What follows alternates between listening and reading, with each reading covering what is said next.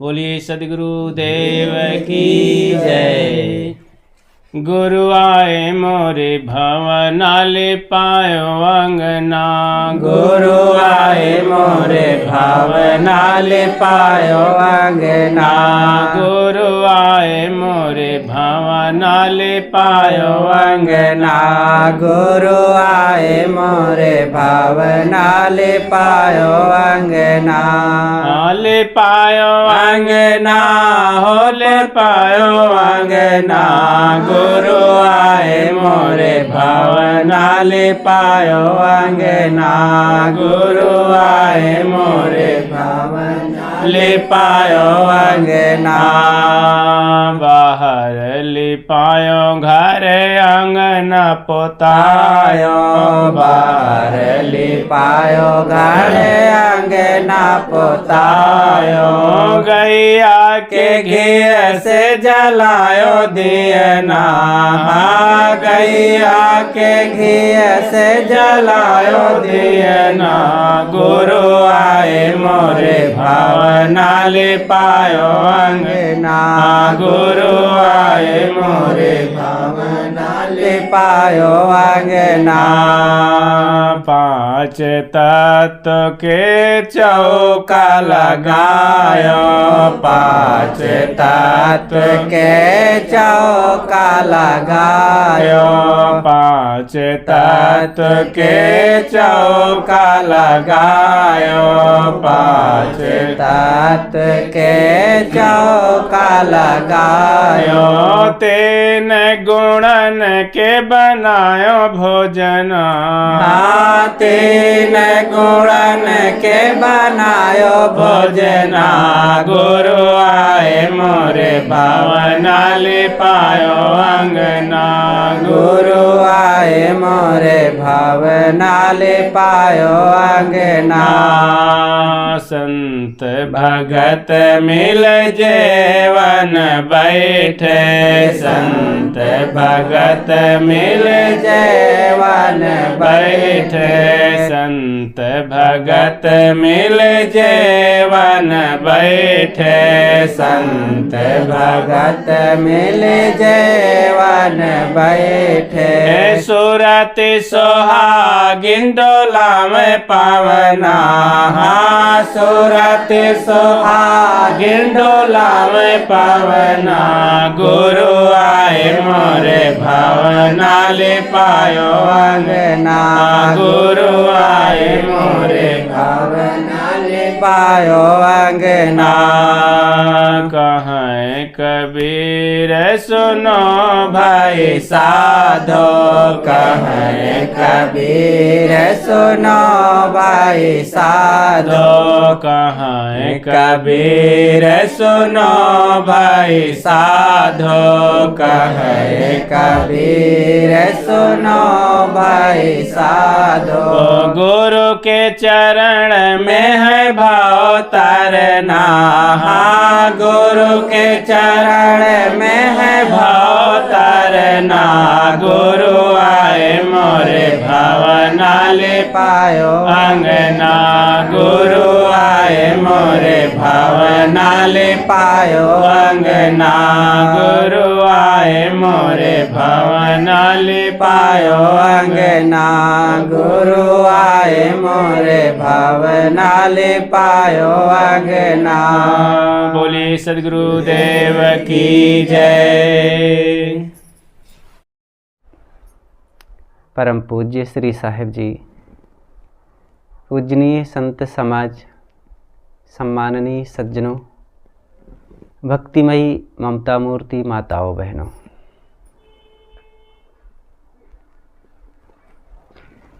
मनुष्य के जीवन में भक्ति की बड़ी ज़रूरत है।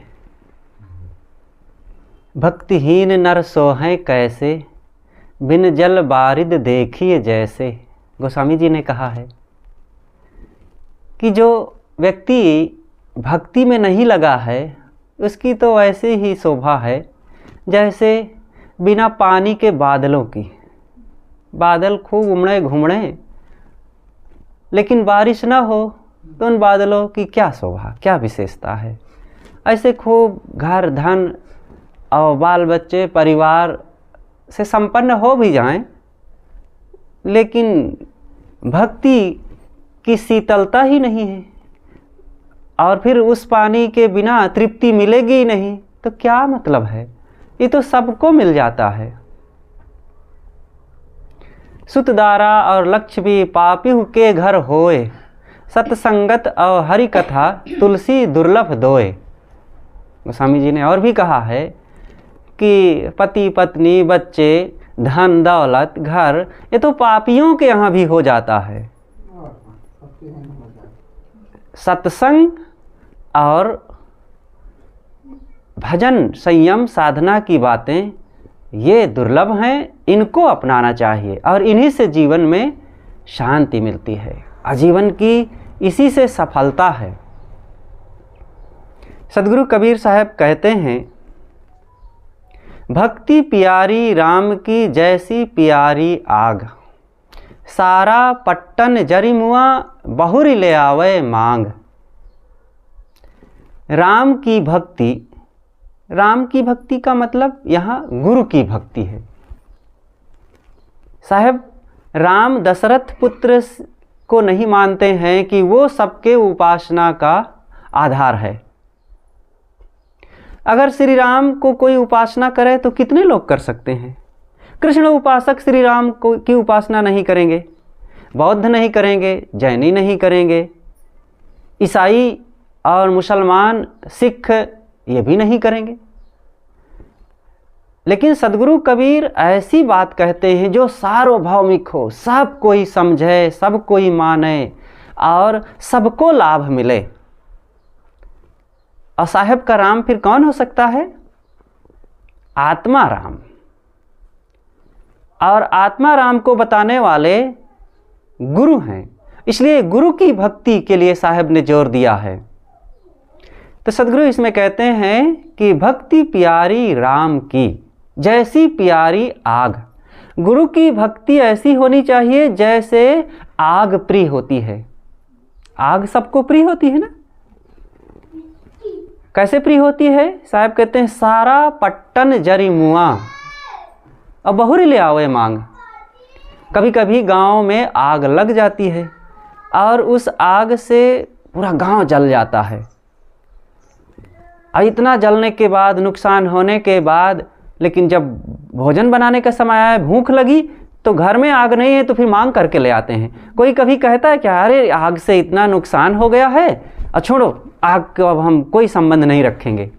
नहीं रख सकते, चाहे जितना नुकसान हो जाए, लेकिन फिर आग का सेवन किया जाता है। ऐसे गुरु भक्ति होनी चाहिए।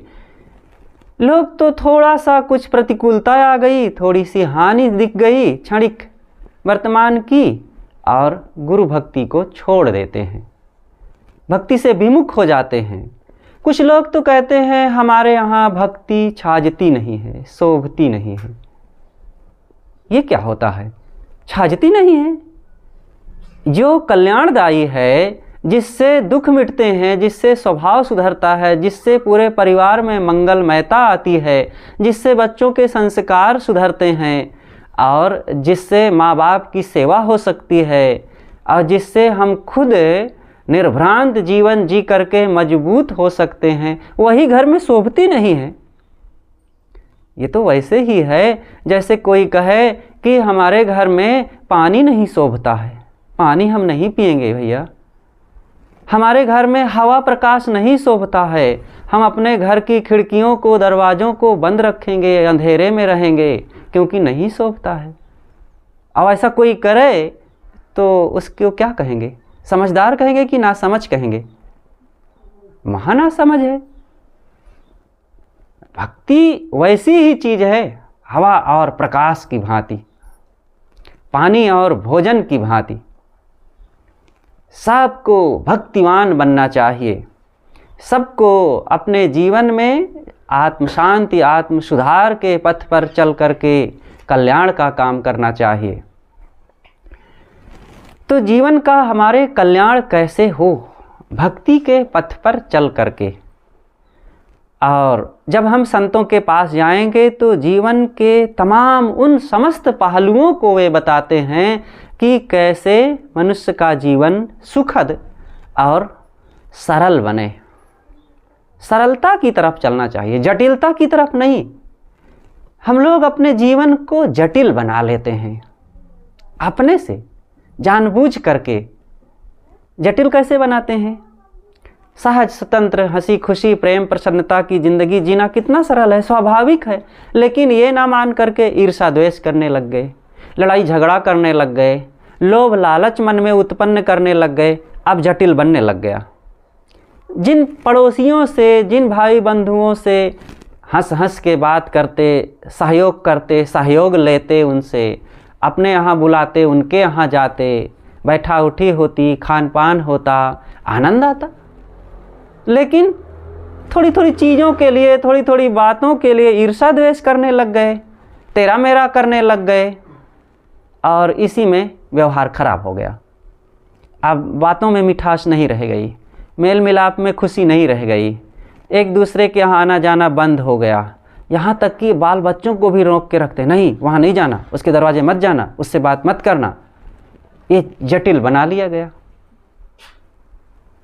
ये सब अपने जीवन को दुखी बनाने का तरीका है।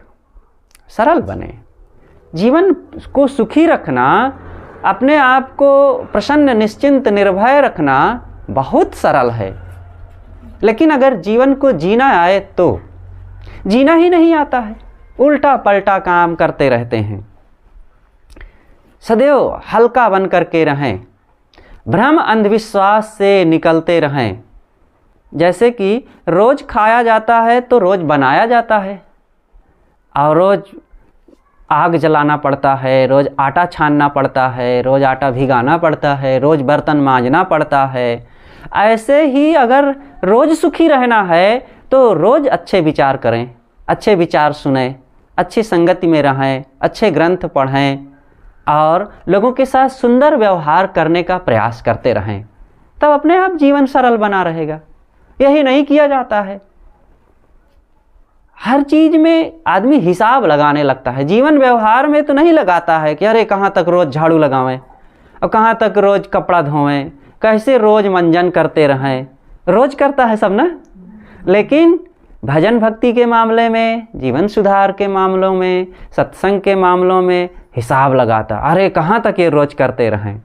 रोज़ करना चाहिए, रोज़ करने से इसकी एनर्जी आती है और उसका लाभ मिलता है, मन मजबूत बनता है। हाँ, उल्टा रोज़ करेंगे तो फिर और जटिल होता जाएगा और मन दुखदायी होता जाएगा। इसलिए सदैव अच्छे विचारों को ही स्थान देना चाहिए मन में। अधर्म के नाम पर, भक्ति के नाम पर तो आजकल क्या कहना, ये देवियां तो, और कहीं कोई बता दे कि वहाँ की देवी सारी मनोकामना पूरी करती है तो सब दौड़ी चली जाएंगी लोटा लेके और जल चढ़ाने, नहीं तो चुपके से चली जाएंगी, कोई बिना किसी को बताए, चाहे मनाया आए कौन जाने, उसी से फ़ायदा हो जाए। कुछ लोग कहते हैं कि अरे चले जाते हैं, नहीं लाभ होगा तो हानि भी क्या होगी, चले जाते हैं। अब ये मान करके हानि तो हो ही जाएगी। बिल्कुल आपने ऐसा मन में कमज़ोर अपने आप को बना लिया, संदेह प्रकट कर लिया, यही एक हानि हो गई। झूठी बात के लिए मन में थोड़ा भी स्थान दे देना, यही एक हानि है। इसलिए कहीं भी कमज़ोर नहीं बनना चाहिए। मनुष्य की बहादुरी ही इसकी मनुष्यता है। और अब इनको तो क्या कहें, ये बेचारी सप्ताह में 3 दिन तो उपवास ही रहा करती हैं, कहीं फलाने के नाम पर, कहीं अमुक देवी के नाम पर, कहीं बेटा के नाम पर, कहीं पति के नाम पर, उपवास है उपवास। अब उपवास भी क्या, उपवास के दिन तो खूब खाने की तैयारी भी की जाती है। एक बूढ़ी माँ थी, तो एक दिन उनका कोई पर्व आ रहा था उपवास का, तो बेटे से कहा कि बेटा कल मेरा उपवास है, कुछ तैयारी कर देना। तो 4 बेटे थे। कहानी है, अब कहानियों में उत्कर्षता तो होती ही है। तो चारों बेटों ने सोचा कि माँ का कल उपवास है तो कुछ लिए चलते हैं। तो चारों बाहर काम करते थे, बड़ा वाला बेटा 2 दर्जन केला लेकर के आया कि चले लिए चलते हैं, माँ का उपवास है तो माता कुछ खाएगी। और दूसरे नंबर वाला बेटा 2 किलो सिंघाड़ा लेते आया कि माँ का उपवास है। तीसरे नंबर वाला 2 किलो मूंगफली लेते आया कि माँ का उपवास है। और चौथे नंबर वाला बेटा 2 किलो सेब लेते आया कि माँ का उपवास है। सब ला के धर दिए चारों, और दूसरे दिन फिर सुबह जल्दी से जलपान वलपान किए, सब चले गए अपने अपने ऑफिस। शाम को लौटे तो सोचे कि भोजन में तो देरी है, चले माँ के पास, कुछ फल वल रखा होगा, मूंगफली वगैरह खाते हैं, फिर शाम को भोजन जब बनेगा रात में तो खाएंगे। तो बड़ा वाला कहता है कि माँ कल हम जो केला लाए थे 2 दर्जन, हो तो कुछ लाओ खाते हैं। कहाँ बेटा, आज तो उपवास था मेरा दिन भर का, इसलिए फल ही तो चलता है, और मैं सब केला खा गई, 2 दर्जन ही तो था। तो दूसरा कहता है कि माँ जो 2 किलो मैं सिंघाड़ा लाया था, वो कहे वाह बेटा, सिंघाड़ा ही तो उपवास में ज़्यादा बढ़िया रहता है, तो वो तो ख़त्म हो गया। और तीसरा कहता है कि माँ जो मैं मूंगफली लाया था 2 किलो का है बेटा, वो तो कोई चीज़ है थोड़े, आधा तो छिलका निकल जाता है, और बैठे बैठे कुछ काम था नहीं इसलिए मैं खा गई सब। चौथा कहता है माँ जो सेब था 2 किलो, वो कहा वाह, सेब तो ज़्यादा लाभकारी होता है, शरीर को ऊर्जा देता है, और उपवास मेरा था ही तो ख़त्म हो गया। अब ऐसा उपवास हो कि 8 किलो ख़त्म हो जाए तो वो काहे का उपवास है। इसलिए ऐसा अगर उपवास रहना भी हो तो उस दिन ना खाओ, कुछ लाभ मिले शरीर का। पानी पिए, और ज़्यादा भूख लगे तो शरबत पिए, तो इससे पेट की सफाई हो जाती है, ये एक लाभ ये होता है। और कोई देवी देवता खुश हो जाएंगे, भगवान खुश हो जाएगा, ये क्या खुश कौन हो जाएगा। बल्कि सेवा करो, सबके साथ प्रेम से रहें, मीठा बोलें, इससे घर के लोग खुश होंगे। तो लोगों को खुश करना अथवा भगवान को खुश करना एक कला है। लोग ही भगवान हैं, अलग कहाँ देवी देवता हैं, ये प्राणी ही देवता हैं। सदगुरु कबीर ने तो इसके लिए खूब कहा है कि लोग जो बोलता है और जो खाता है उसको खिलाते नहीं, उससे मीठा बोलते नहीं, और जो खाता नहीं है, जो सुनता नहीं है, उसको खिलाने का प्रयास करते हैं, और उसके सामने जा कर के प्रार्थना करते हैं, हाथ जोड़ते हैं मूर्ति के सामने, फोटो के सामने। ये कोई भक्ति हुई? ये भक्ति नहीं है। जैसे कि कोई व्यक्ति अपने पिता से मीठा ना बोले, पिता की सेवा ना करे, पिता की बात ना माने, और उनका फोटो घर में लगाए के रोज़ सुबह शाम हाथ जोड़े, प्रार्थना करे, और कुछ वंदना भी कर ले, और नाम जप ले, तो पिताजी इससे खुश रहेंगे? कभी नहीं खुश रहेंगे। पिताजी की एक बार भी आप उनके सामने हाथ ना जोड़ें, और उनके सामने सिर ना झुकावें, और कुछ ना करें, केवल बात मानिए, उनसे मीठा बोलिए, वो बहुत खुश हो जाएंगे, और सबसे चर्चा करेंगे कि हमारा बेटा बहुत योग्य है, आज्ञाकारी है। और आज के इस युग में भी वो श्रवण कुमार जैसा है, चाहे पिता हो, चाहे माँ हो, चाहे भाई हो, कोई भी हो, सबके साथ ऐसा ही बर्ताव करना चाहिए। यही है संसार में सुखी जीवन जीने का राज, और यही सरल काम है। इसी को हम लोग नहीं अपना पाते हैं तो सब कठिन हो जाता है, उल्टा पलटा सब ज़्यादातर लोग कर डालते हैं।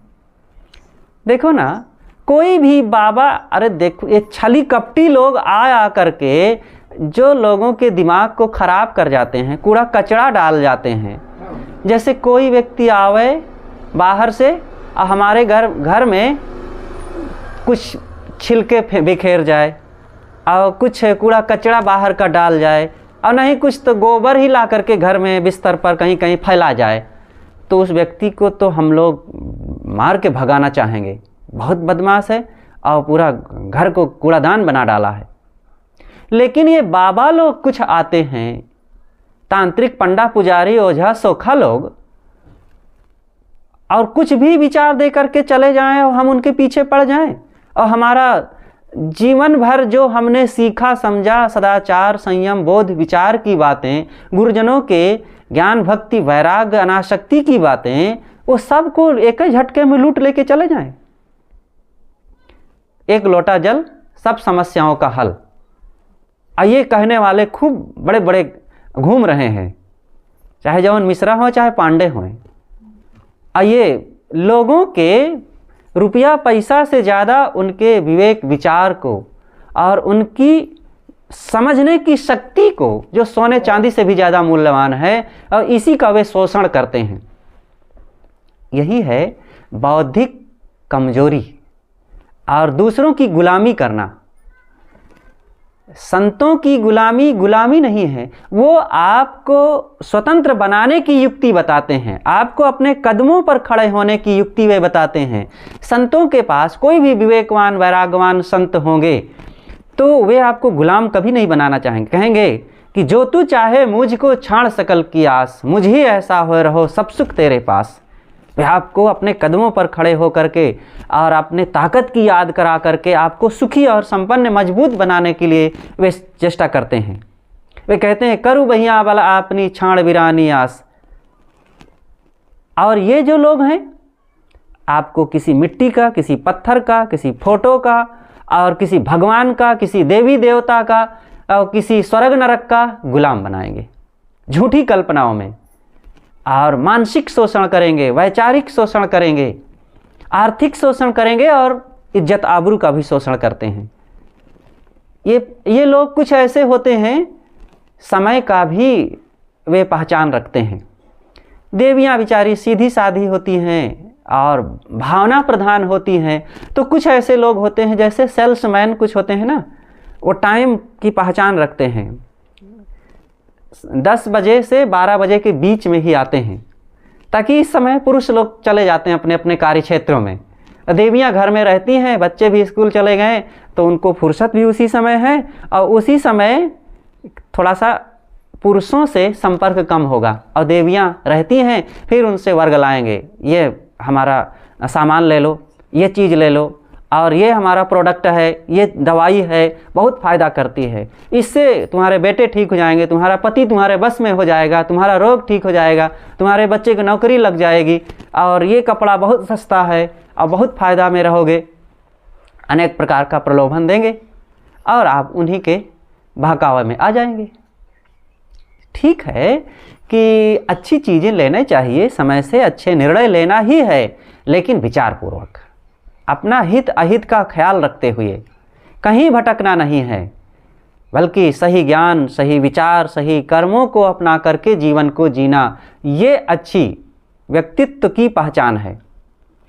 तो सद्गुरु कहते हैं कि भक्ति प्यारी राम की जैसी प्यारी आग। भक्तिवान बनो।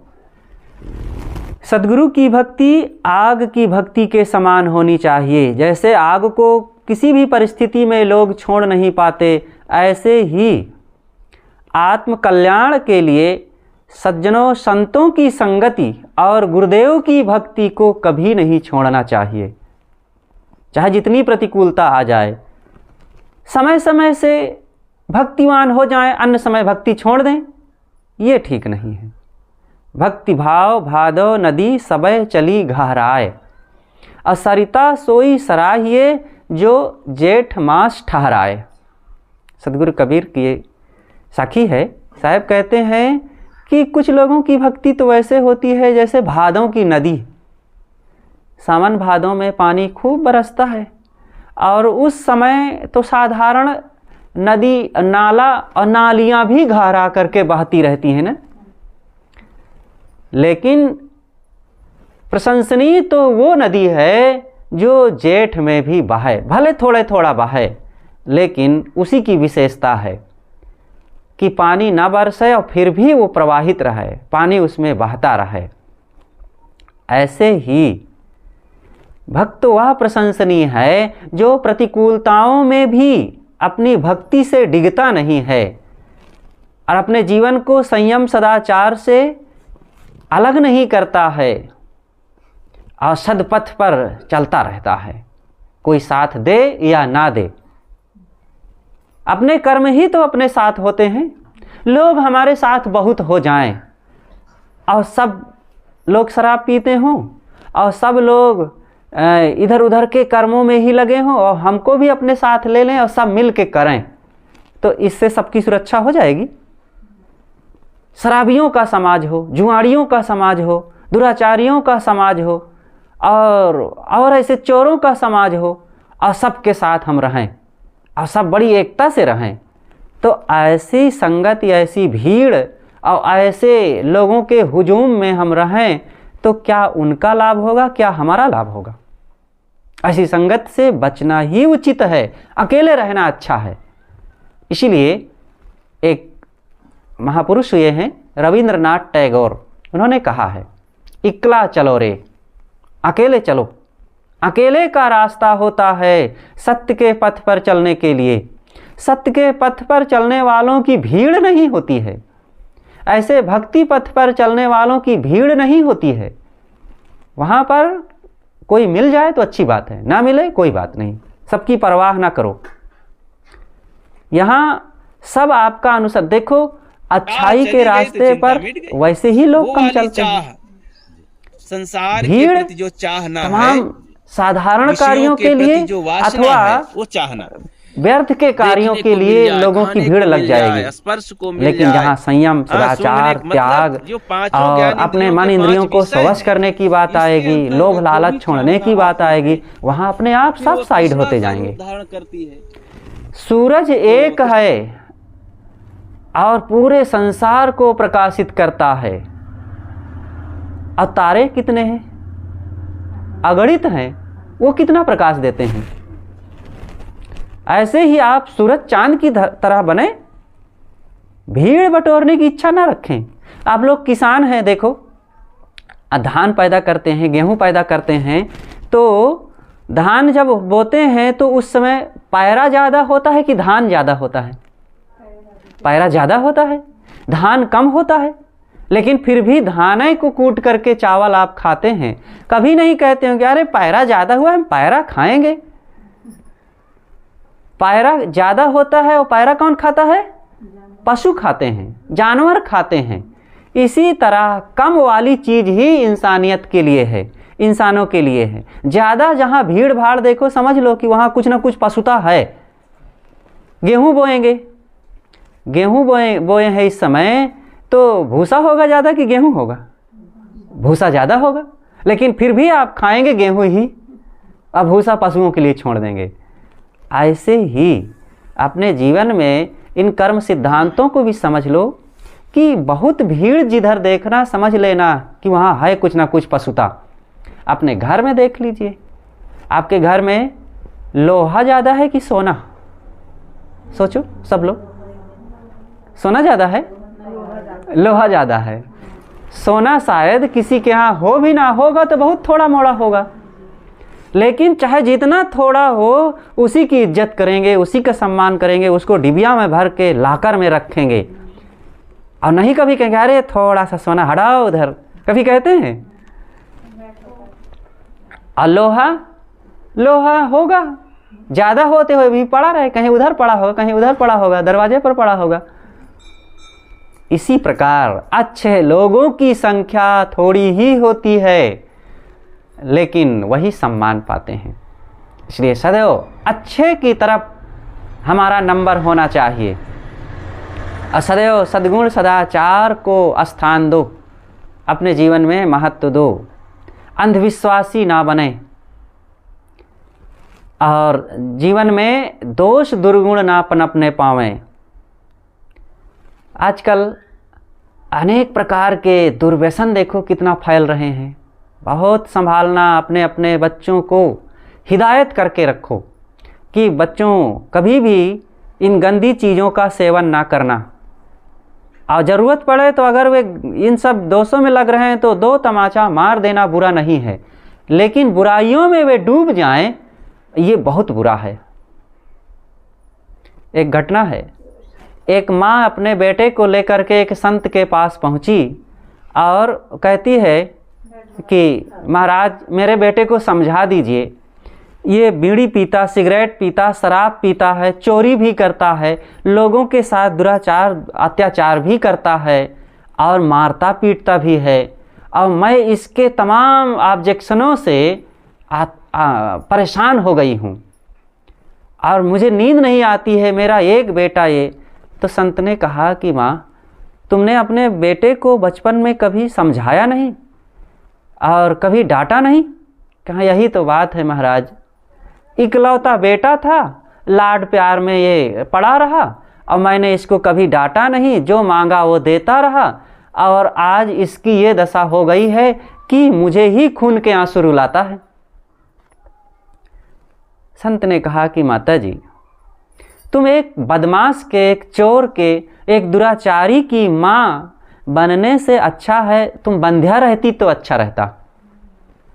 और एक दुष्ट व्यक्ति की माँ कहलाओ, ये तो तुम्हारा ही उपहास है, तुम्हारा ही अपमान है। इसलिए जो माताएं अपने बच्चों को गढ़ने में कसर रखती हैं और उनकी बुराइयों को मिटाने के लिए वे ज़रूरत पड़ने पर 2 तमाचा मार नहीं सकती हैं, वही एक दिन फिर उसी बच्चे से 2 लात मार सहने के लिए तैयार रहें। एक सच्ची घटना है, अमेरिका में एक राष्ट्रपति हुए हैं, तो उनसे एक बार पूछा गया कि महोदय आप इतने ऊंचे पद पर कैसे पहुँचे? तब उन्होंने अपने जीवन का दास्तान सुनाया। उन्होंने कहा कि जब मैं छोटा था, एक दिन पढ़ने के लिए गया तो मैं अपने सहपाठियों में से एक बार एक व्यक्ति की कलम चुरा करके लाया। अब मेरी माँ ने देख लिया और पूछा तू कहाँ से लाया? मैंने बताया कि मैंने किसी के झोले से चुरा लिया है। तो उन्होंने तुरंत मुझे एक चाटा ऐसे ज़ोर से मारा कि मैं लड़खड़ा के ज़मीन पर गिर पड़ा और कहा कि खबरदार, आज के बाद अगर किसी की कोई चीज़ चुरा करके लाया तो मैं बंध्या स्त्री रहना पसंद करूंगी और लेकिन चोर की माँ कहलाना नहीं पसंद करूंगी। और उन्होंने कहा कि उसी दिन से मेरी सारी गंदी आदतें, और कोई ज़्यादा गंदी आदत थी ही नहीं, लेकिन जो मैं चुराने की आदत पड़ गई थी वो भी सदा के लिए छोड़ दिया। और आज उस माता की कृपा से ही मैं इस पद पर हूँ, अमेरिका का राष्ट्रपति। तो जिनको आप बुद्ध महावीर कहते हैं, राम और कृष्ण कहते हैं और कबीर, दयानंद, विवेकानंद कहते हैं, वे भी तो किसी माँ के बेटे थे। और वे लोग भी कभी इसी धूल गर्दा मिट्टी में तो कभी खेलते हंसते रहे होंगे, लेकिन उन्होंने अच्छे संस्कार पाया, प्यार पाया और अच्छी शिक्षा पाए, तब वो महान बन गए।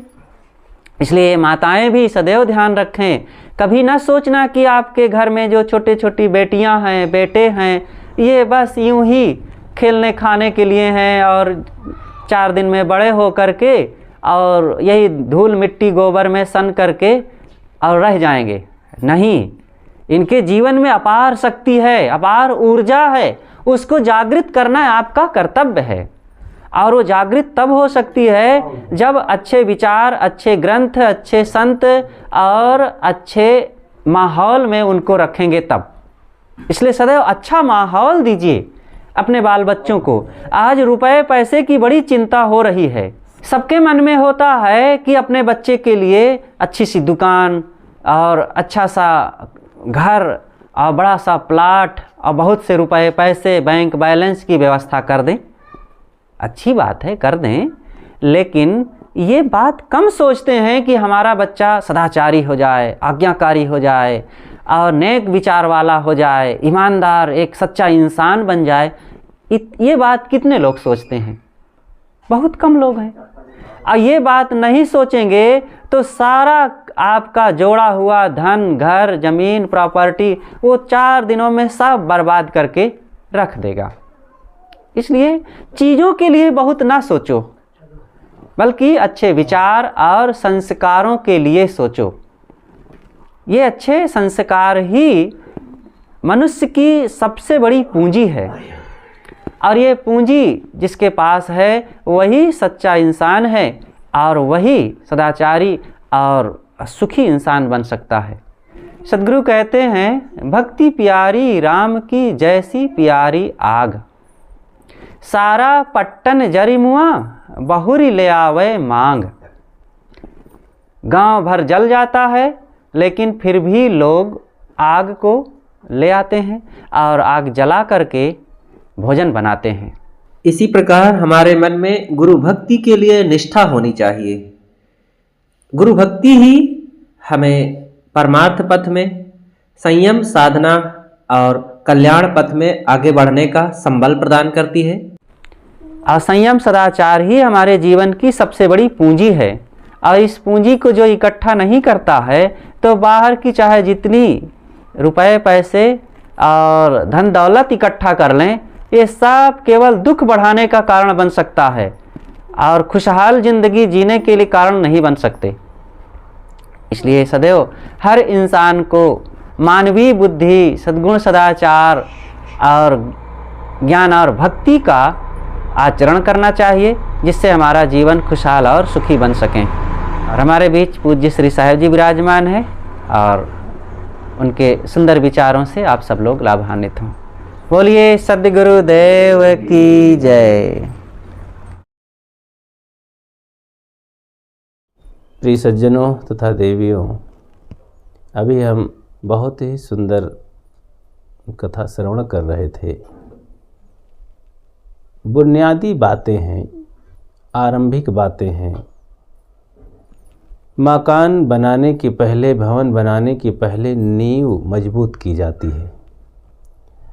भावी पीढ़ी के लिए बच्चे हमारे अच्छे हों तो बड़ी आशा रहती है समाज सुधर जाने के लिए और बुढ़ापे की सुख शांति के लिए। आखिर सब लोगों की आशा यही होती है कि बच्चों को पैदा करने का मतलब क्या रहता है, यही तो कि बुढ़ापे की लाठी होंगे, बुढ़ापे का सहारा होंगे और ये अच्छे बन करके सुखी जीवन बढ़िया जिएंगे। तो इसीलिए बच्चों को लोग लालायित रहते हैं, गृहस्थी में होने ही चाहिए। तो उसके लिए हमें पूरी तैयारी तो करना चाहिए। तो यही बात अभी श्रवण कर रहे थे। ऐसे ही अपने जीवन की सुख शांति के लिए, स्वस्थ रहने के लिए भी बुनियादी बात यही है कि खान पान बढ़िया हो, कोई दुर्व्यसन ना हो, टहलना घूमना आहार विहार सही हो। गीता में बताया गया है कि युक्ताहार विहारस युक्त चेष्टस्य कर्मसु स्वप्नावबोधस्य योगो भवति दुःखः। आहार विहार, युक्ताहार विहार, हमारा आहार माने जो इंद्रियों से हम आहरण करते हैं, खींचते हैं। इंद्रियां कितनी होती हैं, थोड़ी सी चर्चा कल कहीं शायद किया था। इंद्रियां 5 होती हैं। ये संत महात्मा बार बार कहते हैं कि अपनी मन इंद्रियों को बस में करो, इंद्रियों को बस में करो। तो इंद्रिय चंचल कोई व्यक्ति होता है, गृहस्थी में हो चाहे साधना में हो, चंचल व्यक्ति पर झट से आक्षेप लगाया जाता है, दोष मढ़ा जाता है कि ये बहुत चंचल। अब कहीं घर में चंचल लड़की बहू बेटी हो गई तब तो फिर और सबका पारा गर्म हो जाता है, तब तो मर्यादा इज्जत की बात आ जाती है। साधु महात्मा कहीं चंचल हो गया तब तो और फिर देश दुनिया उंगली उठाती है। तो मन इंद्रियों को शांत रहना, स्वबस रहना, यही तो साधना है। तो ये मन इंद्रियां क्या हैं, पहले इसी को समझ लेना चाहिए। तो इतना सत्संग सुना गया और पढ़ा गया, यही नहीं पता इंद्रिय और मन क्या है, तो समझ में कैसे बात आएगी। समाज में और शास्त्रों में अनेक प्रकार की बातें लिखी हुई हैं। अब इस पर समझदार व्यक्ति का कर्तव्य है कि छानबीन करे। जो लिखा है सब सच नहीं और जो चमके सब सोना नहीं। हमारे काम की बातें होनी चाहिए और साथ साथ निर्णय पूर्वक हों। कारण कार्य व्यवस्था, प्रकृति के गुण धर्मों के अनुकूल जो बातें हैं वही मानने योग्य है। कोई कुछ भी कह दे, धर्म के नाम पर सबको हम मान लें ये धोखा खाना है। एक पंडित जी थे, तो ऐसे ही कहा, बच्चों ज्ञानी पंडित के मुख में गंगा बहती है, कोई संदेह नहीं करना चाहिए। कुछ भी पंडित के मुख से निकल जाए तो उसको मान लेना चाहिए, उसके मुख में गंगा बहती है, पवित्र है होती है। तो एक आदमी, सब तो हाँ हाँ कर लिए, एक आदमी समझदार था, सोचा कि चलो इसका उत्तर अब कल दिया जाएगा, आज नहीं, आज प्रमाण नहीं है, हर चीज़ का प्रमाण आज चाहिए ना। तो चला गया घर, अपने घर से किसी चीज़ में एक पुड़िया में राख बांध कर लाया, पुड़िया बना के। वो अपने पिता का जलाई हुई मृतक जो राख होती है, भस्मी, तो उसी को रखा था। तो यही सोच करके कि मैं किसी दिन प्रयाग में जाऊंगा तो वहीं इसको विसर्जन करूंगा। वो बहुत दूर पड़ता है, उसके लिए भाई किराया भाड़ा टिकट पिकट सब करना पड़ेगा। लेकिन अब पंडित जी कहते हैं मेरे मुख में गंगा बह रही है, तो ये तो गाँव में। तो पुड़िया लेकर के वो कागज़ की पुड़िया बनाया और गया दूसरे दिन। कथा चालू ही थी, भागवत की कथा 7 दिन की साप्ताहिक। तो जैसे कथा चालू हुई और बंद हुई तो पंडित जी वो सज्जन पहुंच गए पुड़िया लेकर। कहें पंडित जी बहुत बड़ी कृपा हुई, मेरा बहुत बड़ा काम बन जाएगा आपकी कृपा से, ये प्रसाद। कहें क्या है? कहें प्रसाद है। तो पंडित जी रहे आप न देखे ताव, सोचते हैं कि इतना प्रसाद हम बांटते हैं तो सब लोग हाथ बढ़ा कर ले लेते हैं, तो भाई एक सज्जन का प्रसाद ले लेंगे तो बेचारा खुश हो जाएगा कि लाओ लाओ लाओ। तो कोई पैसा चढ़ाता था, कोई कुछ चढ़ाता था, तो वो पुड़िया भी चढ़ा दिए। तो सोचा कि अच्छा प्रसाद को तुरंत ही खाना चाहिए, तो पुड़िया खोले और फाँक लिए। तो कसैला कसैला लगा, थोड़ा बदस्वाद, अच्छा स्वाद ना मिला। कहीं ये क्या है भाई? कहीं अरे बस ये हमारे पिता की भस्मी थी, मर गए थे तो उनको जलाकर हम भस्म रखे थे। तो सोचे कि गंगा जब आपके मुखे में बह रही है तो हम कहाँ जाएं वहाँ, हाँ 1000 किलोमीटर। तब पंडित जी परेशान, हो मेरा तो सब धर्म नष्ट कर दिए, ये गंदगी मेरे मुख में चली गई, पंडित का बेकार धर्म हो गया, अरे आप कैसे मुझे कर दिए ऐसा। तो पानी मंगाए, कुल्ला किए, बहुत मन खराब हो गया। तो कहीं पंडित जी आप क्यों परेशान हैं? पवित्र गंगा बह रही है तो मेरा तो काम है। अब मैं और सबल प्रचार करूंगा कि भाइयों भागने की ज़रूरत नहीं है प्रयाग में, अब गांव में ही गंगा बहती है हमारे पंडित जी के मुख में। पंडित जी हैरान हो गए, क्योंकि झूठी बात विचारवान कभी ग्रहण नहीं करता। तो ऐसे लोग ही जब अपना विचार देते हैं तब उनकी हैकड़ी और झूठाई चली जाती है। झूठा कह करके साधु हो, पंडित हो, पंडा हो, ओझा हो, ये दुनिया समाज को वर्गला करके धोखा देते हैं। तो कैसे कैसे लोग ठगते हैं, तो इसके लिए हमको विचार करना चाहिए। करो विचार तो सब दुख जाई। देखो बिना विचार किए गरीब हो, अमीर हो, स्त्री हो, पुरुष हो, राजा रंक हो, सबको पछताना पड़ता है, सबको शर्माना पड़ता है, गंवाना पड़ता है इज्जत मर्यादा। तो ये नहीं है कि भाई राजा है, कोई साधु है तो नहीं शर्माएगा। साधु भी बन गए हैं, विचार उचार कुछ नहीं है, विवेकी संतों के शरण में रहे नहीं हैं, कुछ उनके अंदर विवेक शक्ति है नहीं, साधु ब्रह्मचारी है नहीं है, भेष बना करके लाल पीला उजल और चल दिए हैं देश दुनिया को समझाने। अपना फिरे कोढ़ी और कदम भर, दूसरे को धन दे जैसे भी संभर। अपने को मिलता है न दाना, दूसरे को लुटावे नाती धन खजाना।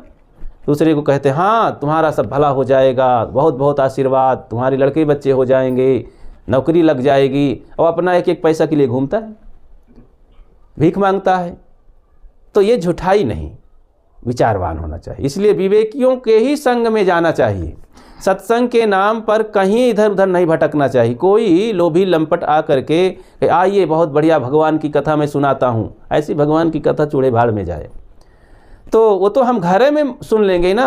भगवान की कथा है, अपने घर में बैठ करके ज्ञान सुमति की बातें प्रेम से करना, सही काम करना, ईमान धर्म से रहना, ये भगवान की कथा है अपने घर में। फिर इसकी प्रेरणा देने वाले हमारे घर में कोई सज्जन बंधु हों, अतिथि हों और संत गुरुजन विवेकी कोई हों, तो उनसे हमें और ज़्यादा प्रेरणा मिलेगी इसीलिए विवेकी संतों की महिमा फैली है, दिखावटी नहीं। और पंडा पुजारी तो दिखावटी, उनके पास तो देखो वो शराबी कबाबी भी होते हैं, मांसाहारी भी होते हैं, तो ऐसे नंगे लुच्चे और पाप आत्मा के पास जा करके उनके परमाणु लगते हैं। अच्छा, जैसे कोई वहाँ पर मुर्दा सड़ रहा हो तो यहाँ परमाणु लगेगा कि नहीं उसका? तो नाक दाबते हैं। कोई मैं बच्चा लैटरिन कर दे वहाँ तो हवा चलेगी और परमाणु आ जाएगा। आग जलेगी तेजी से तो उसकी आँच परमाणु आएगा ना। हाँ, अभी कोई दुर्गंध वहाँ गैस छोड़ दे, धुआं के रूप में हो, चाहे जैसे आएगी कमरे की ओर आएगी, परमाणु लगेंगे। और ऐसे ही तो जहाँ लोग भूत प्रेत की बात करते हो, हबुआते हो, मांस मदिरा करते हो, बीड़ी सिगरेट करते हो, ऐसी जगहों में जाना ही नहीं चाहिए, उसे देखना भी नहीं चाहिए। कोई गंदी चीज़ पड़ी हो, गंदगी हो, तो आँख ही फाड़ करके वहाँ कोई देखता है क्या? आँख बंद करके नाक दबा करके भागते हैं। तो ऐसे जहाँ गलत कर्म करने वाले हों वहाँ से भागना चाहिए। अपने जीवन को सुधार ऐसे ही किया जाता है, जहाँ जहाँ गलत देखो। जैसे सांप बिच्छू हैं तो क्या करता है आदमी? उसे पकड़ता सहलाता है क्या? अरे भागते हैं भाई, जानवर है, सांप है, बिच्छू है। तो गलत कर्म करने वालों को सांप बिच्छू समझो, वहाँ हम बैठेंगे तो हमारे जहर चढ़ जाएगा, असर पड़ जाएगा। धीरे धीरे धीरे धीरे आदमी कितना फैल जाता है बीमारी ना। कोरोना की बीमारी कैसे आई थी? पूरे विश्व में फैल गई एक दूसरे के सहारे। कहीं एक जगह हुई, वो आदमी आगे आया, दूसरे देश में फैलाया, दूसरा देश दूसरे देश में फैलाया, फिर देश में लोगों के पास फैली, एक दूसरे को करके पूरा विश्व में फैल गई और हाहाकार मच गया। तो ऐसे ही ये पाखंड की बीमारी, ये जात पात की बीमारी भी तो बहुत बड़ी बीमारी है। ये कैसे फैल गई? जात पात की बीमारी विकलांग और भूले भटके अज्ञानी लोगों ने मानव के साथ मानवता का व्यवहार न करके गलत व्यवहार करते हुए छुआछूत की बीमारी फैला दिया। अरे वो तो छोटा है, छोटी जाति का है, वो मुझसे छोटा है, उसका पानी नहीं चलेगा, उसका पानी चलेगा। अरे भाई, पानी तो शुद्धा शुद्धि की बात है ना। खान पान, कोई लैट्रिन करके आया है, हाथ गंदा है, तो बिना साबुन से मट्टी से धोए, स्नान किए, उसके हाथ का पानी या भोजन करना ठीक नहीं है। ऐसा तो मानना चाहिए, शुद्धा शुद्धि की बात तो मानना चाहिए। लेकिन अब वो नहा धो करके मिट्टी से हाथ बर्तन धो करके पानी दे रहा है, बड़ी श्रद्धा से, बड़े प्रेम से दे रहा है, फिर भी कहते हो अमुक जाति का है, हम नहीं पिएंगे। और उसे धक्का मार कर लोग अछूत कह करके दूर ज़मीन में बैठाया जा रहा है। अब वो भीतर आ जाएगा तो शुद्ध हो जाएगा, कितना साफ़ सुथरा आदमी हो। तो यही तो हमारे मन की कमजोरी है। देखो, हमारे इतिहास में राम के गुरु कौन थे? छुआछूत को अगर देखा जाए, नारद मुनि, विश्वामित्र, वशिष्ठ मुनि और व्यास जी महाराज, ये सब कौन थे? ये सब छोटी छोटी जातियों के पैदा हुए बालक थे, साधना भजन किए, आगे बढ़ गए। देखो, महाराज राम ये क्षत्रिय घराने के थे, तथागत बुद्ध क्षत्रिय थे, महावीर स्वामी क्षत्रिय थे। उस परिवार में रहे और बगावत करके और फिर सब समाज को अपने छाती से लगाए, बाहें फैला करके पूरे विश्व को अपने बाहों में समेटे कि सब मेरे भाई हैं। सतगुरु कबीर ने कहा, घाव काहे पर घालो, जित देखो तित प्राण हमारो। किसको चोट पहुंचाई जाए, सब मेरे प्राण प्यारे हैं। तो ऐसा जिसका हृदय होता है। तो जितने भी महापुरुष हुए, संत महात्मा, चाहे गृहस्थ रहे हों चाहे विरक्त रहे हों, सबों ने समाज की सेवा उदारतापूर्वक, उदार हृदय से किए, किसी को छोटा बड़ा मान कर नहीं। तो यहाँ तो अपनी अपनी कर्म कमाई है कि भाई किसी के पास धन कम है, किसी के पास बुद्धि कम है, किसी के पास शरीर कम है, बल कम है, ये सब कम ज़्यादा लगा रहता है। लेकिन जो आत्मा सबके अंदर है वही, और सब सुख चाहते हैं। तो क्यों ना हम सुख में सहयोगी बने, सबके हृदय में जितना बन सके। दुख देने का हमारा अधिकार नहीं है किसी को, ना दुख हम चाहते हैं ना हम किसी को दें। तो क्या करना चाहिए? सुख चाहते हैं, बन सके तो सुख दूसरों को दें, मीठा बोल करके, सेवा करके, कुछ सहयोग करके, जिस भांति से हम सेवा कर सके सेवा करें। अरे भाई, सड़क पर अगर एक पत्थर पड़ा है और उठा करके हम किनारे डाल दें, एक सेवा हो गई मानव की। और सड़क पर गंदगी न करना, सेवा हो गई। झाड़ू लगा देना अपने मोहल्ले के, अपने दरवाजे के सामने, सेवा हो गई। सेवा कितनी विधि से की जाती है। एक महात्मा जी थे, तो देखे कि एक राजा दान कर रहा है। ऐलान कर दिया कि भाई मैं 6 बजे सुबह से दान करूँगा। पूरे नगर में डुग्गी पिटवा दिया, गरीबों को दान। तो उसके पास कपड़े थे, गल्ला था, फल फूल और भी पैसे भी थे, जिसको जो ज़रूरत पड़ती बांटना चालू करता कभी कभी। तो उस दिन ऐलान किया। तो महात्मा सोचे कि मैं भी सुना हूँ ये दान करेगा राजा, आखिर मैं क्या दान करूँ, मेरे पास तो पैसा नहीं, कपड़ा नहीं, गल्ला नहीं, कुछ नहीं, लेकिन हाँ है मेरे पास, दान करूँगा। लोगों को मैं खुशियाँ बांटूँगा, और ये खुशी बांटने में खुशी ख़त्म नहीं होती कभी। तो कैसे बांटूं, सोच लिया मन में। और क्या किया कि 6 बजे के पहले 5:30 बजे राजा के दरवाजे पर पहुंच गए लाइन लगाने, जहां बरदान बंटना था वहीं पर पहुंच गए। राजा सोकर उठा, कुल्ला करने के लिए आया, तो देखा कि आज पहले ही 6 बजे के पहले ही एक इंसान आ गया, वो भी साधु। गजब हो गया। कोई गरीब होता तो अलग बात, साधु को क्या कमी। साधु को कोई सहयोग नहीं करना चाहता है। देखो, साधु के लिए कोई ऐसा सरकार की ओर से है कारोबार, कोई योजना, कोई कॉलोनी की योजना, विद्यालय की योजना, अस्पताल की योजना, सिपाही की योजना, खानदान की योजना, कोनो घर गृहस्थी कुटी मठी की योजना कुछ है? पैद आवे जाए साइकिल गाड़ी घोड़ा की कोई योजना? कुछ योजना नहीं साधु समाज के लिए। तो फिर भी साधु अपने से सब त्याग दिया कि नहीं चाहिए तुम्हारी योजना, और अपने प्रारब्ध बल से समाज में घूमता है, शिक्षा देता है, मेहनत करता है, त्याग तपस्या करता है, और फिर कुछ कमी नहीं रहती है। समाज के लोग सब सेवा करते हैं। तो दान बांट रहा था, महात्मा जी को देख करके वो आश्चर्यचकित हुआ। ये साधु आकर के सुबह सुबह से कहाँ बैठ गया? मैं तो गरीबों के लिए क्षेत्र खोल रखा हूँ, लेकिन कोई बात नहीं, चलो आया है तो इसको भी देंगे। तो इतने में तैयारी करते करते 6 बजते बजते लगभग 20 आदमी 25 आदमी आ गए, लाइन से खड़े हो गए। महात्मा जी सबसे आगे खड़े हैं। तो महात्मा आकर राजा सब फिट करके अपना तह लगा करके, ढेर लगा करके, अन्न का, पैसे का, कपड़े का, बैठा देना आरंभ। जैसे हाथ बढ़ाया तो महात्मा जी आगे से हट करके 10 आदमी के पीछे खड़े हो गए। अब 10 आदमी के पीछे जैसे लाइन में खड़े हो गए तो 10 आदमी के अंदर चेहरा अलग हो गया। वाह, अब हमारा नंबर आ गया, अब हमारा नंबर आ गया, बताइए पहला नंबर मेरा है। बहुत खुश हुए कि देखो ये आदमी कितना अच्छा है। राजा देखा कि ये तो चला गया पीछे, कोई बात नहीं, और लोगों को जल्दी है, ले जाएं भाई। सबको दिया माल, सब ले करके खुशियाँ मनाते, जय जयकार करते चले जाते।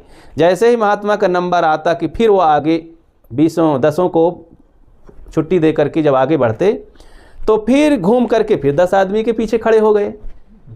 10 आदमी फिर बहुत खुश हो गए, वाह भाई वाह, बहुत अच्छा, हमारा नंबर आ गया जल्दी से।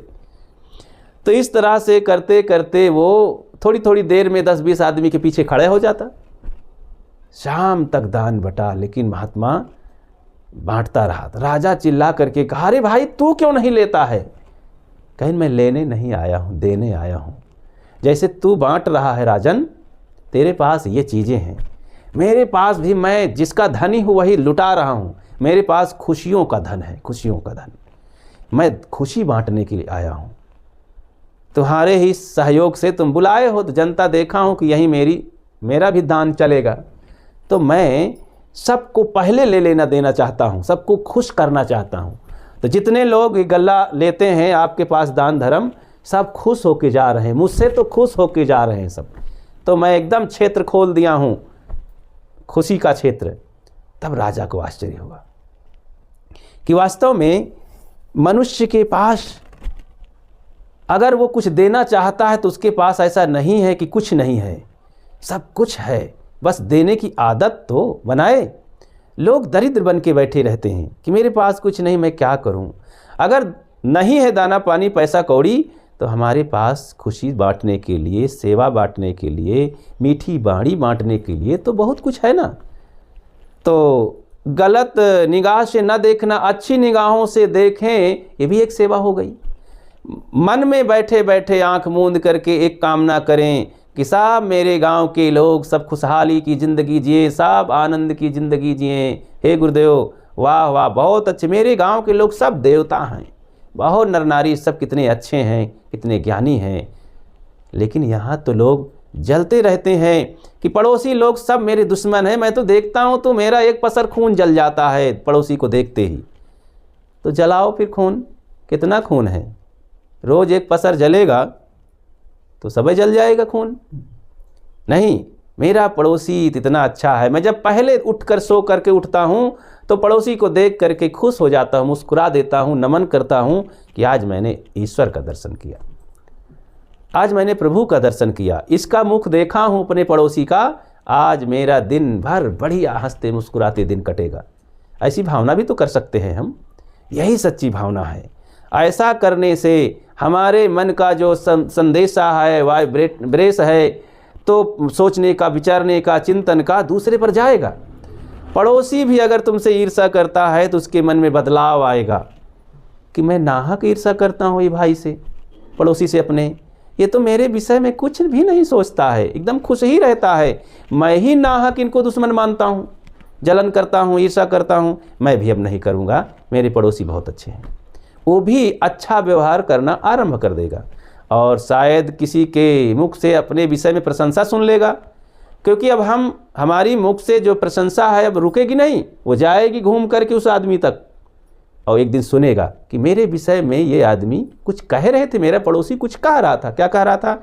मेरी प्रशंसा कर रहा था। अच्छा, मैं तो इनके विषय में निंदा करता हूँ। तो इस तरह के दूसरे के विषय में भी अच्छी बातें सोचना चाहिए हमें, तो इससे अपने मन में फ़ायदा होगा, शांति मिलेगी। मैंने तो सबके विषय में अच्छा ही सोचा हूँ, जो सोचना हो लोगों को सोचें, मैं तो सबके लिए अच्छा ही सोचता हूँ। अपने मन में एक अच्छी फीलिंग होती है और दूसरे लोग भी सोचते हैं ये तो बेचारा बहुत अच्छा आदमी है। तो इस तरह से दूसरों को लाभ होगा, अपने लिए भी लाभ होगा। अच्छी सोच मन में बनाए रखें सदैव, और अपने लिए भी शिकायत भाव नहीं, भगवान के लिए भी, देवता के लिए भी, गुरु के लिए भी शिकायत ना रखें। मैं इतने दिन से अपने गुरु की भक्ति करता हूँ, मुझे तो कुछ फ़ायदा नहीं, मेरा बच्चा बीमार ही रहता है, मेरे मन में कमजोरी चलती है, मुझे तो कुछ ज्ञान हुआ नहीं। तो शिकायत शिकायत शिकायत शिकायत कब तक करते रहोगे? धन्यवाद देना चालू करो। हे गुरुदेव, बहुत बहुत धन्यवाद, आपकी बड़ी कृपा है, ये भाग्यशाली जीवन मुझे मिला है मानव तन, और आपकी कृपा से मुझे भक्ति भजन मिला। मैंने कितना खान पान गंदा छोड़ा, बीड़ी पान तम्बाकू छोड़ा, मांस मदिरा छोड़ा, चोरी बदमाशी छोड़ी, चरित्रहीनता छोड़ा, दूसरे की छल कपट छोड़ा। आपकी कृपा से मेरा जीवन धन्य हो गया। किसी तरह मैं नमक रोटी खाता हूँ, बहुत अच्छा है। लोग तो बिना नमक के भी रोटी खाते हैं, और कहीं कहीं तो 2-4 दिन में भोजन मिलता है, मुझे तो रोज़ मिलता है। गुरुदेव, बड़ी कृपा है आपकी, वाह वाह। लोग कितना दुष्ट आत्मा है संसार में, एक से एक, आपकी कृपा से मैं तो शुद्ध जीवन जी रहा हूँ। धन्य है, धन्य है। अपने को भाग्यशाली समझो और सोचो कि हम बहुत दुखों से मुक्त हो चुके हैं। आगे भी जो बचा कुचा दुख है, साधना भजन करके गुरु कृपा से उसे समाप्त करना है।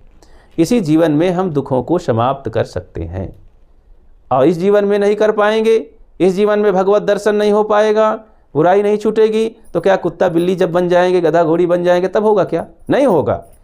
मनुष्य जीवन में सारी संभावना है, इसलिए इसी में खूब साधना भजन करो। सुबह शाम कम से कम 2 टाइम तो रहता है, दिन भर अपने काम में डटे रहो, इधर उधर भाग दौड़ करो, लेकिन 2 टाइम कम से कम आधा घंटा 10 मिनट ही बैठो और आंख मूंद कर अपने भीतर देखो, मेरा मन कैसा है, मेरी इंद्रियां चंचल तो नहीं हैं, मेरी आंखें कैसे देखती हैं, मेरा मन कैसे सोचता है, मेरे कान कैसे सुनते हैं, बुराई सुनते हैं, निंदा सुनते हैं कि भला सत्संग सुनते हैं, मेरी जीभ क्या मांगती है, सादगी से रहती है, पवित्रता से रहती है कि भला मांस मदिरा और बीड़ी पान तम्बाकू और ये सब सोचती है, यही मांगती है? अगर ये मांगती है तो मैं बहुत गलत हूँ। ऐसे ही अपने इंद्रियों के बारे में सोचें, अपने मन के बारे में सोचें, अपने कर्मों पर निगाह डालें। पहले जैसा मैं रहता था, क्या अभी भी वैसा हूँ? अगर अभी भी वैसा हूँ तो अपनी ज़िंदगी में मैंने कुछ नहीं किया, और एक दिन अचानक मौत आ जाएगी और जल्दी से मैं मर जाऊँगा, फिर क्या हारी हुई ज़िंदगी लेकर जाऊँगा? अरे यहाँ कुछ विजय प्राप्त करके जाएं। हारना ये बहुत बड़ी हार है, अपने साथ बहुत बड़ी बेईमानी है। हम बेईमानी ना करें, ईमानदारी से साधना करें, भजन करें और अपने परिवार में रह करके बच्चों के साथ, पति के साथ, बेटियों के साथ, मोहल्ले वालों के साथ, अपने गुरु के साथ भी अन्याय ना करें। दीक्षा लिए 50 साल हो गए, 3 पीढ़ी हो गई, अभी हम अंगूठी पहने घूमते हैं, धागा बंधवाते हैं पंडित जी से, रक्षा करो, लाओ बांध दो देवी देवता के नाम पर, वही में लपेटे हैं गंदा गंदा। हाँ, सूंघ के जरा देखो तो कहो, वही में मैला कुचैला, वही में देखने में कितना गंदा, अंगूठी बांधे हैं। एक बहू आई, लड़का बच्चा पैदा हुआ, साल भरे के बाद वही के धोवत मांजत। भाई बच्चों को तो सफाई माताएं करती हैं। अब सूरज भगवान को प्रार्थना करती थी, रोज़ जल चढ़ाती थी तांबे के लोटे में, सुबह नहा धो करके। अब बच्चा वहीं लेटा था, दादी माँ उसे ठीक कर रही थी, ताके हुई बैठी थी कि भाई मेरा नाती है, लेटा है, और जा पूजा कर ले तू। नहा धो करके पूजा के पोजीशन में लोटा में पानी लेके तैयार हुई तो कहती अरे अरे सुन तो, बच्चा टट्टी कर दिया, इसको साफ़ कर। सोचा कि पूजा करने में विघ्न हो जाएगा, पहले इसी को साफ़ कर दूं, नहीं तो गड़बड़ हो जाएगा। तो बच्चा को नहलाया, वो धुलाया उलाया गंदगी। अब बड़ी बड़ी अंगूठी शादी में पाए रहे, शादी में उपहार देने वाले भी बड़े, अब उनको क्या कहें, उपहार सोना चांदी दे दें, वो लपेटे रहते हैं। तो बड़ी बड़ी अंगूठियाँ पाई थी, पहन रखी थी बहू, अब वो उतारती तो है नहीं, चाहे अपना हो चाहे बच्चों का हो, सफाई करें। तो अब वो बच्चे को साफ ओफ करके और फिर लोटा उठाई, धार डालती है सूरज भगवान को नमन करते हुए, और लोटा धर करके हाथ जोड़ के खड़ी होती है। जब हाथ जोड़ते हैं तो नज़दीक आ जाता है नाक के पास। तो पूर्वाई हवा चल रही थी पूरब की, अब गंध आने लगी। तो कहती है हे सूरज भगवान, रोज़ नहीं गंधाते थे, आज क्यों गंधाते हैं हे सूरज भगवान। तो बुढ़िया टकर टकर निहारने लगी, ये कहाँ का मंत्र है, ये न सूरज वाला मंत्र है, न दुर्गा वाला मंत्र है, न हनुमान वाला मंत्र है, ये कौन सा मंत्र है। तब ख्याल आया कि यार देखें तो कहीं था, तो उठ करके उसका हाथ पकड़ी और देखी अंगूठी घुमा करके, तो अंगूठी के चारों तरफ बच्चे की टट्टी भरी हुई थी। तब हरामजादी कहीं की, अरे तू अभी आटा सानती तो क्या होता, और घी दूध मट्ठा बनाती, लस्सी बनाती तो क्या दुर्गति होती उसकी। तेरे हाथ का तो खाने लायक नहीं है, रोज ऐसे तू करती होती, सबको बढ़िया पवित्र कर देती है। अरे गुरुजी आते तो उनकी क्या दशा होती, तू ही तो सेवा करती है गुरुजी की। तो भाई कहीं कहीं संत महात्मा भी देखते हैं घर में कुछ कि हाँ बच्चे बड़े उत्साही हैं, बड़े प्रेमी हैं, बड़े श्रद्धालु हैं, पुराने भगत हैं, और ज़रूर सफाई से हमको भोजन देंगे। तो इसी विश्वास पर वो माताओं बहनों का भी बनाया हुआ खा लेते हैं कि चलो अब हम टंट घंट क्या करें, सबको सत्संग सुनाते हैं, तब तक ये लोग भोजन बनाएं। अगर इसी तरह तू देती भोजन बना करके तो महात्मा जी को तो उतार देती, तू उतार चुप्पे। तो डांटी फटकारी, और उस दिन से उसने संकल्प की कि माँ जी आज से मैं अंगूठी नहीं पहनूंगी। मुझे आज तक अनुभव भी नहीं हुआ, कोई बताने वाला भी नहीं ऐसा था, फिर ज़िंदगी में अपने कभी अंगूठी नहीं पहनी। तो हम निवेदन करते हैं सबसे भाई बहनों से कि आखिर अंगूठी धागा वागा ये सब ना पहने तो क्या हर्जा है। साफ पाक हाथ को रखें, ये हाथ सार्वजनिक रहता है, अपने लिए भोजन, सबके लिए सेवा भोजन। नाखून न रखें, समय समय से सप्ताह में 1 बार 2 बार काट दिया करें। इधर उधर के लोग जैसे रक्षाबंधन आता है, अब ये बहनों का एक भाई बहन का रिश्ता समझ, वो त्यौहार समझ लिए हैं। तो एक दिन त्यौहार होता है कि रोज़, जैसे अब गुझिया बनती है त्यौहार में कहीं कहीं, तो एक दिन के लिए बनाते हो कि वो का साल भर के लिए मटका में भर के धर लेते हो कि खाएंगे। अरे भाई एक दिन खाए, छुट्टी ऐसे ही बंधवा लो, ठीक है बहन जी बांध दीजिए, एक दिन बांधे रहो, 2 दिन बांधे रहो, उतार खोल के धरो उधर। अरे नहाया जाता है जैसे रोज अपनी चड्ढी को, कपड़े को, अंडरवियर को रोज धो डालते हैं आदमी, क्योंकि कपड़ा रोज जूठा होता है। तो ये जूठा नहीं होता क्या, इसमें पसीना सोखता है, काम करते हैं और भी गंदगी होती है, जाते हैं लेटरिन पे हाथ धोते हैं, उसी में भीग जाता है, तो उसको निकाल कर सबुनाते हैं क्या। सोचना चाहिए, विचारना चाहिए। करहु विचार तो सब दुख जाई। लेटरिन हो करके हम अपने कपड़े को छूते हुए आए तो कपड़ा सब गंदा हो गया, फिर सिटकिनी छुए, दरवाज़ा छुए, दीवार छुए, सब इसी हाथ से गड़बड़ कर डाले। अब आए तो साबुन से धोने लगे, सब तो गड़बड़ कर डाले, गंदा कर डाले दीवार सिटकिनी को। अब उसी में एक बहू आई तो भाई अब जगह नहीं है, बाथरूम जाना है, लेटरिन नहीं जाना, तो नहाएगी तो है नहीं, जाएगी और फिर आएगी, तो अपने साड़ी को टच करते हुए उसी में लपेटते हुए गई, दीवार को छुई, सिटकिनी छुई, फिर आकर पानी डालकर धो ली। तो पानी डालने से वो गंदगी नहीं जाएगी, इसीलिए सिटकिनी नहीं छूना चाहिए। बड़ी सावधानी से सफाई स्वच्छता रखी जाती है। तो इतना तो अकल होना चाहिए सबको, बच्चों को बताना चाहिए बिना बताए। हमारे संस्थान में कोई जब साधु बनने के लिए अगर 60 साल का बुढ़ा भी आता है ना, तो देखते हैं कि उसको न खाने की अकल है, न नहाने की अकल है, न कपड़ा पहनने की अकल है, कुछ भी अकल नहीं होती है। सब बताना पड़ता है, इस तरह से बैठो, इस तरह से खाओ, इस हाथ से खाओ, इस तरह कौर उठाओ, इस तरह से लैट्रिन जाओ, इस तरह से हाथ धो लो, सब बताना पड़ता है। क्योंकि गृहस्थी में 5 साल के बाद तो लगता है सब पढ़ा दिए हैं ये माताएं लोग। जब चलने भर लग जाए बच्चा, तो देहातों में तो है कि अगर चलने लगा बच्चा तब तो कहते हैं, माँ डांट के कहती है जा, तो सड़क पर बता देती है जा टट्टी करा। अब गया टट्टी करने, चाहे जहाँ बैठ के कर ले, फिर आया और ऊपर से पानी डाल दिए, अपने हाथ से बेचारा धो धा लिए इधर उधर चटकन मार के, और फिर छिड़क करके सब ठीक हो गया। अथवा लैट्रिन बनी है तो कहीं जा जल्दी से, गया किसी तरह हम बैठ के टट्टी करके आ गया। कुछ बताना ही नहीं है। एक एक पाठ वर्षों लग जाते हैं पढ़ाने में, और ये ज़िंदगी का पाठ पढ़ाया ही नहीं गया। ये ज़िंदगी का पाठ है। देखो ये बच्चियां भोजन बनाते बनाते 20 साल बाद शादी हुई तो ससुराल में फेल हो जाती हैं। बुढ़िया आके फेल कर देती है सासू माँ, कहीं इससे तो भोजन ही नहीं बनता है। देखो 20 साल से वो बना रही है लड़की अपने माँ के यहाँ, लेकिन आज भी फेल हो गई उसके हिसाब से। तो जीवन के पवित्रता पूर्वक जीने के लिए हमने कोई पाठ लिया। अब भगवान की पूजा पद्धति कौन सिखाया है? ये देखा देखी, कहीं कोई ला करके मिट्टी की पत्थर की मूर्ति रख लिए, बस करने लगे। किसी से सुन लिया कि दुर्गा माई का आज उपवास रहना चाहिए, नवरात लगी हुई है, ये लगा हुआ है, बस मनमानी करने लगे। अरे किसी से सीखे हैं? ये पूजा पाठ इतना कठिन कार्य, इतना महान कार्य जिससे जीवन का कल्याण होता है, उद्धार होता है, लोक परलोक ठीक होते हैं, वो किसी से सीखा है? ऐसा नहीं। देखो संत महात्मा भी जो बनते हैं, सच्चे संत होते हैं, वर्षों वर्षों संत गुरु की सेवा में लग करके सब सीखते हैं। कहावत है साधु समाज में, 12 बरस रहा है संतन की टोली, तब पावे आधी बोली। आधी बोली। हमारे गुरु जी कहते थे सतगुरु अभिलाष साहब कि साधना के लिए, कल्याण के लिए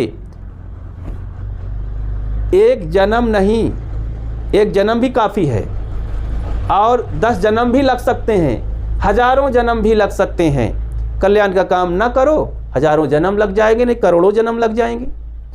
अब अगर मेहनत करो तो इसी जन्म में कई बार दुखों से छुट्टी पा सकते हो, मुक्त हो सकते हो।